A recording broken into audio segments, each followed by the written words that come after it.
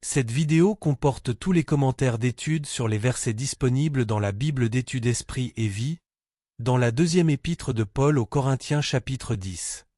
Verset 1. Moi Paul, je vous prie.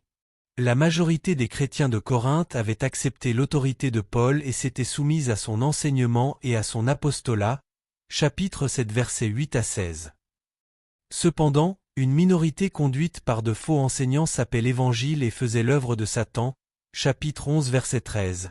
Ceux-ci continuaient à lui résister et à médire sur sa personne et sur son caractère. Dans les chapitres 10 à 13, Paul s'adresse à ces faux croyants. Verset 4. Car les armes avec lesquelles nous combattons. Nous luttons contre les forces spirituelles du mal. Éphésiens 6 verset 12. Par conséquent, les armes charnelles telles que l'ingéniosité humaine, les talents, la richesse, les techniques d'organisation, l'éloquence, la propagande et les dons personnels sont eux-mêmes inefficaces pour abattre les forteresses de Satan. Les seules armes appropriées pour détruire les forteresses de Satan, l'injustice et les faux enseignements, sont celles que Dieu donne. Premièrement, ces armes sont puissantes parce qu'elles sont spirituelles et qu'elles viennent de Dieu. Ailleurs, Paul en énumère quelques-unes. La consécration à la vérité, la vie droite, la proclamation de l'Évangile, la foi, l'amour, l'espérance du salut, la parole de Dieu et la persévérance dans la prière. Éphésiens 6 versets 11 à 19. 1 Thessaloniciens 5 verset 8.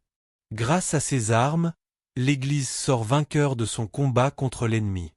La présence de Dieu et son royaume seront puissamment révélés afin de sauver les pécheurs, d'expulser les démons, de sanctifier les croyants, de baptiser dans le Saint-Esprit et de guérir les malades, voir l'article intitulé Les signes des croyants. Deuxièmement, aujourd'hui, l'Église est souvent tentée de répondre aux défis du monde en ayant recours à des armes charnelles, c'est-à-dire aux moyens de la sagesse humaine, de la philosophie, de la psychologie, des attractions sensationnelles, des divertissements fondés sur les performances de l'Église, etc. Tout cela sert souvent à remplacer des pratiques fondamentales du Nouveau Testament. Prière intense, engagement sans compromis envers la parole de Dieu et proclamation de l'Évangile en puissance. Les armes charnelles ne peuvent pas produire un réveil du Saint-Esprit étant donné qu'il est impossible pour elles de détruire les forteresses du péché, de libérer de la puissance de Satan et de réduire à néant les mauvaises passions qui sévissent de plus en plus dans le monde d'aujourd'hui. Si nous employons les armes du monde, nous ne ferons que séculariser l'Église et la priver des armes de la foi, de la justice et de la puissance de l'Esprit. Tragiquement, l'Église elle-même sera éclipsée par la puissance des ténèbres et ses familles seront renversées et rendues captives par les forces du monde. Verset 5. Nous amenons toute pensée captive. Le combat chrétien implique la soumission de toutes nos pensées à la volonté de Christ. Celui qui ne se plie pas à cette exigence finira par tomber dans l'immoralité et connaîtra la mort spirituelle. Romains 6 verset 16 et verset 23, 8 verset 13. Soumettez-vous aux 4 conditions suivantes pour amener vos pensées captives à la Seigneurie de Christ. Premièrement, sachez que Dieu connaît chaque pensée et que rien n'est caché devant lui. Psaume 94 verset 11, 139 verset 2, verset 4, versets 23 et 24. Nous aurons des comptes à rendre à Dieu pour nos pensées aussi bien que pour nos paroles et nos œuvres, chapitre 5 verset 10, Ecclésiaste 12 verset 16, Matthieu 12 verset 35 à 37, Romains 14 verset 12. Deuxièmement, sachez que l'esprit est un champ de bataille. Certaines pensées viennent de nous, tandis que d'autres viennent directement de l'ennemi. Rendre toute pensée captive exige une lutte contre notre nature pécheresse et les forces sataniques. Éphésiens 6 versets 12 à 13, voir Matthieu 4 versets 3 à 11. Résistez fermement et rejetez le mal ainsi que les pensées malsaines au nom du Seigneur Jésus. Philippiens 4 verset 8. Souvenez-vous qu'en tant que croyants, nous avons vaincu notre adversaire par le sang de l'agneau, par la parole de notre témoignage, par notre refus de nous soumettre au diable, à la tentation et au péché.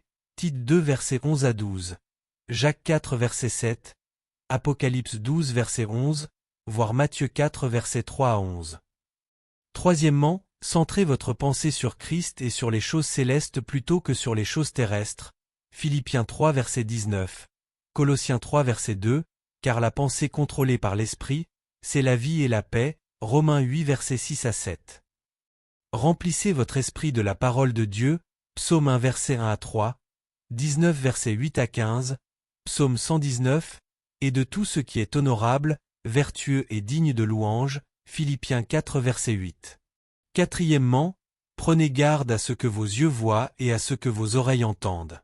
Refusez absolument, a. de permettre à vos yeux d'être un instrument de convoitise, Job 31 verset 1. 1 Jean 2 verset 16, ou b. de placer des choses indignes ou mauvaises devant vos yeux, que ce soit dans des livres, des revues, des tableaux, des programmes de télévision ou dans la vie courante, Psaume 101 verset 3, Ésaïe 33 verset 14 à 15, Romains 13 verset 14. Verset 12. En se mesurant à leur propre mesure. Nous comparer nous-mêmes aux normes de nos contemporains et à la vie des croyants autour de nous montre que nous n'avons pas encore compris en quoi consiste réellement la volonté de Dieu.